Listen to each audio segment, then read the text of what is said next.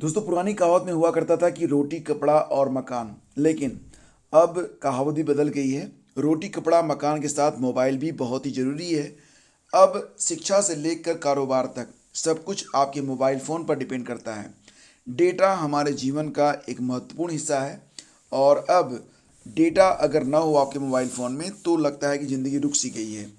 लेकिन फिलहाल फ्रेंड्स, इसी मजबूरी का फ़ायदा अब टेलीकॉम कंपनियां उठा रही हैं।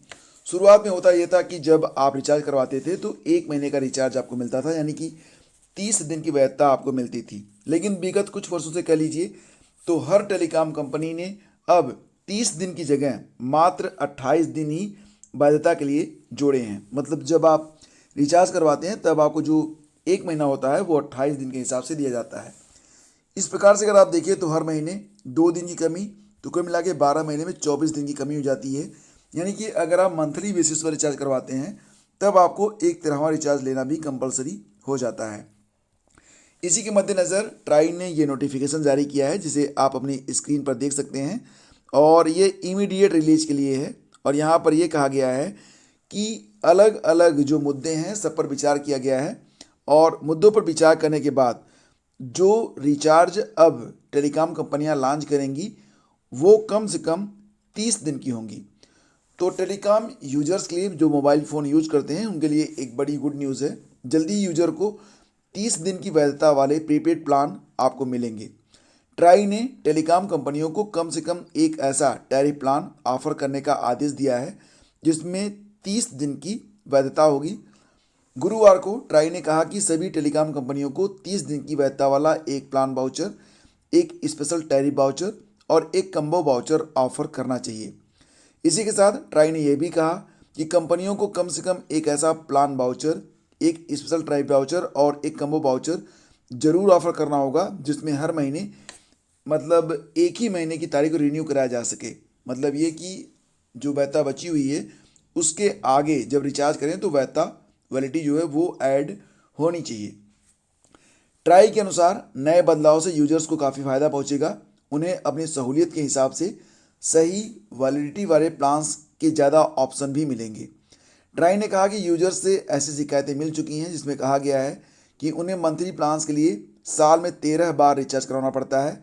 इससे वो खुद को ठगा हुआ महसूस करते हैं। हालांकि फ्रेंड्स, अगर देखा जाए तो 2 कंपनियों ने इसका विरोध किया है। वर्तमान में मार्केट में मात्र 4 कंपनियां हैं, आप जानते ही हैं। तो यहाँ पर जियो के बाद एक कंपनी वीआई है, इसके बाद एयरटेल है और एक सरकारी कंपनी है बीएसएनएल। बीएसएनएल के जो यूज़र हैं बहुत ही कम हैं। इसकी वजह है कि बीएसएनएल के जो नेटवर्क हैं वो ठीक ठाक नहीं मिल पाते हैं और इसकी जो डेटा सर्विस है, अगर उसमें सुधार आ जाए तो डेफिनेटली बीएसएनएल पूरे टेली मार्केटिंग में लीड कर सकता है।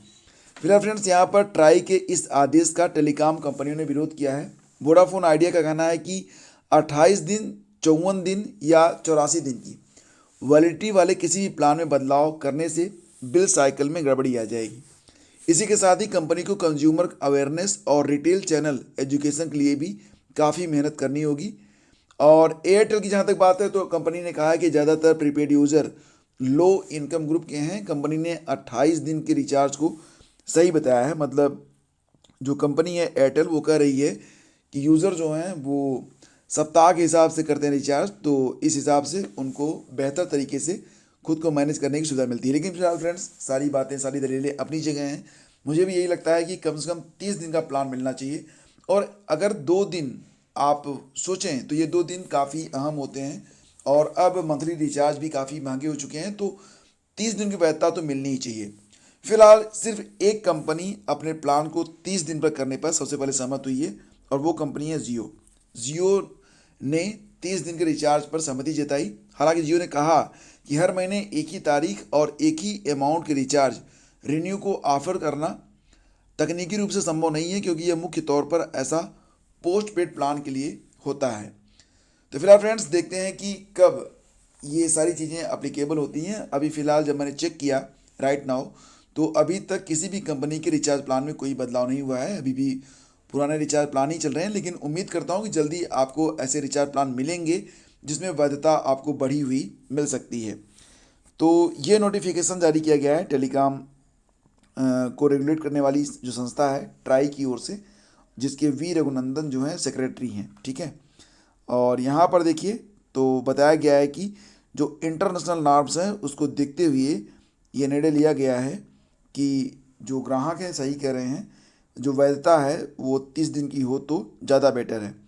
और यहाँ पर आप देख सकते हैं, after considering the views of stake holders participants and analysis of international practice in this regard, the authority has decided to insert subclasses 11 and 12 in class 6 of the telecommunication tariff order 1999 after subclass 10 which are as under। तो यहाँ पर सब class दिए गए हैं। Basically ये जो notification है इसका मूल यही है कि बहुत जल्दी सभी कंपनियों को अपने टैरिफ में बदलाव करना होगा।